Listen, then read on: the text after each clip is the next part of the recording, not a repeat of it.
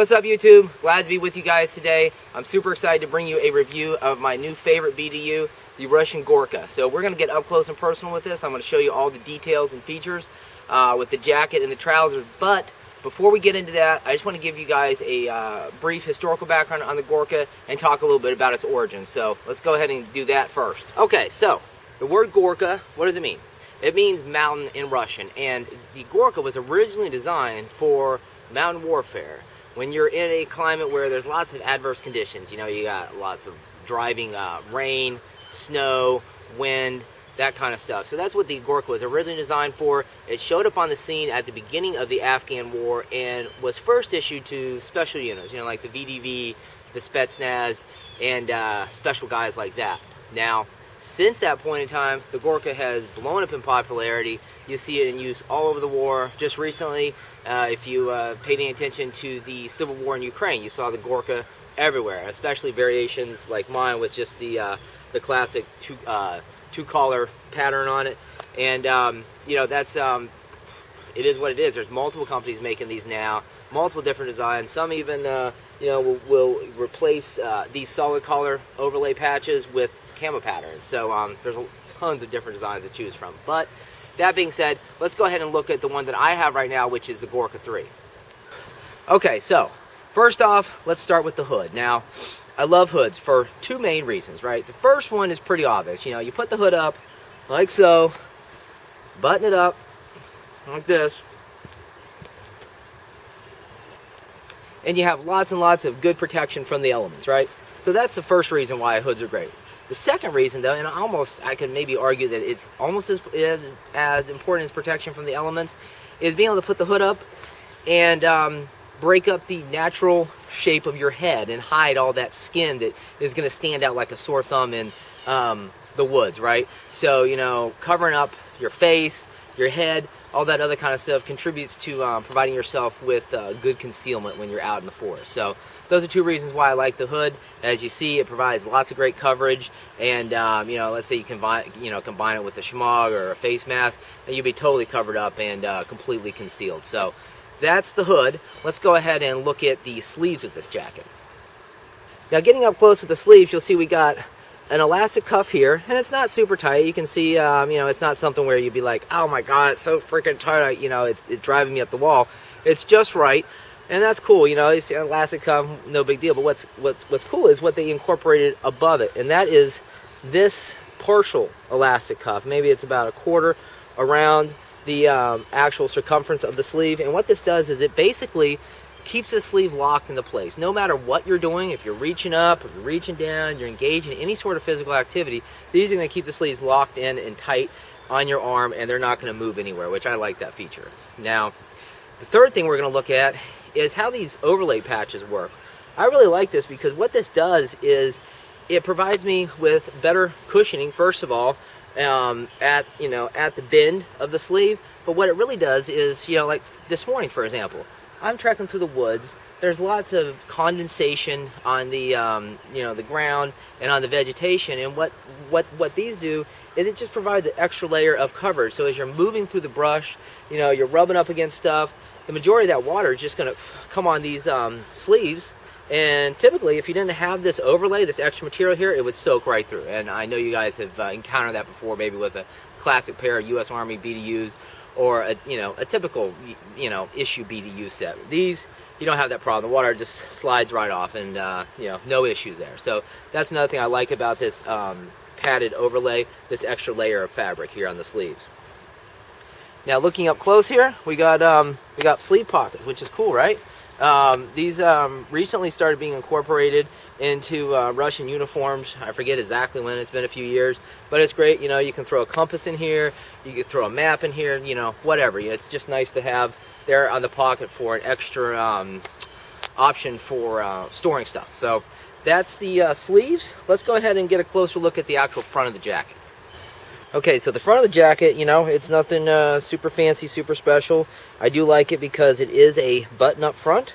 So, you know, you don't have to deal with a zipper, and the complications could come along with dealing with the zipper clogged or broken or what have you. So that's nice. It's just a basic button up front with a with an overlay to protect the buttons. Nothing super fancy, but it's definitely functional. Now on the inside of the jacket, and this is something I discovered, I didn't even notice first off when I had this out in the field testing it, is we got a pocket right here. And that's another nice little feature, just having a pocket on the inside of the jacket itself. It's a nice big roomy pocket, nothing fancy, but it just has a little button flap here, and you can obviously store stuff in here as well. The last time I was out, I had my map in here to keep it nice and protected from the elements, and then I had the compass on my sleeve right like that. So that's the front of the jacket, and then finally we'll just go ahead and have a look at the pockets.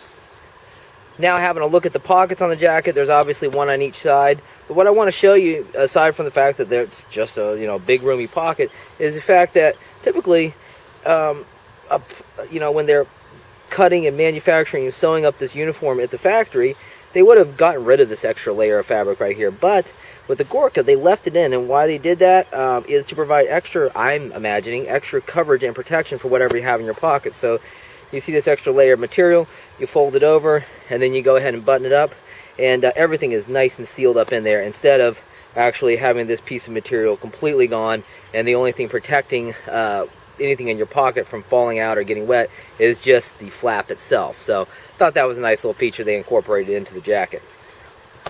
Okay, so you've seen the jacket, you've seen the features of the jacket, and you're already half sold on getting a Gorka for yourself. But before you make up your mind, let's go ahead and have a look at the trousers, and I'm going to show you the features we got going on there. So having a look at the trousers, we got a nice big roomy super deep pocket, one on each side, and we also have button closure pocket, one on each side as well. And you're going to see the same type of design that I showed you with the jacket pockets, with this extra layer of fabric right here, which is obviously providing you with a little more protection and security for whatever you're keeping in these pockets. Okay, so let's have a look at the bottom of the trouser. You're going to see the same design repeated here. We got the extra overlay of fabric that obviously serves the purpose of breaking up just the base collar that we see here. But more importantly, what it does is it provides extra insulation and protection.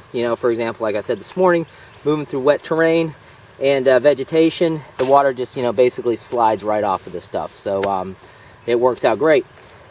Now on the back, we got the same kind of thing going on here with this elastic cuff that you see here, and this serves that same purpose I showed you with the sleeves.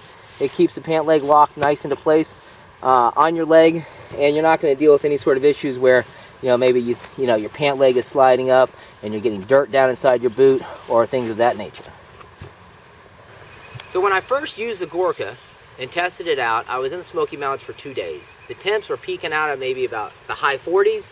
And at nights, it was low 20s. I think on one night it did dip below 20 degrees. And I wore the Gorka the entire time while I was out there. And it was perfect, right? Because I'm in the mountains, it's chilly, we had lots of wind and lots of rain. And it performed excellent, right? With just a base layer, a skivvy shirt, and a USMC Combat Tactical shirt on over top of it. And I ended up taking that off. I didn't even need it because I started getting hot. So that's how the Gorka functioned in that type of environment, which is great. It's what you would expect, right? It's a mountain warfare suit. So if it didn't function well in that, I'd be really disappointed.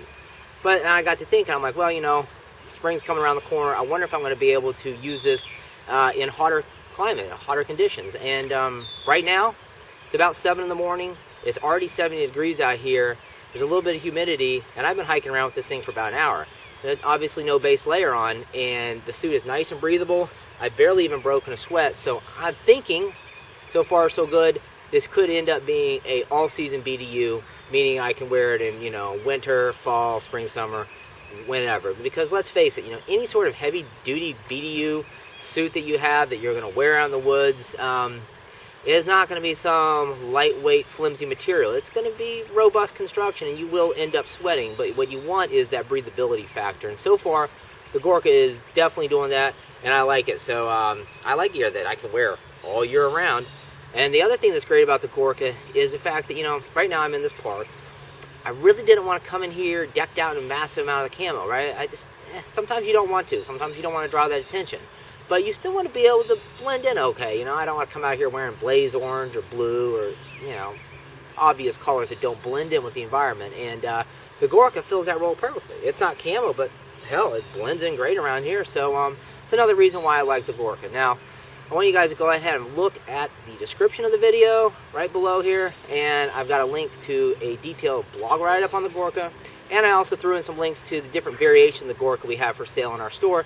So when you got a little bit of extra money in your pocket, you jump on there, look around, see something you like, click buy, and within a fairly reasonable period of time, you'll have a wonderful package showing up from Russia with your new Gorka in it. So anyways, you guys know the drill. Get out there and train, and I'll talk to you later.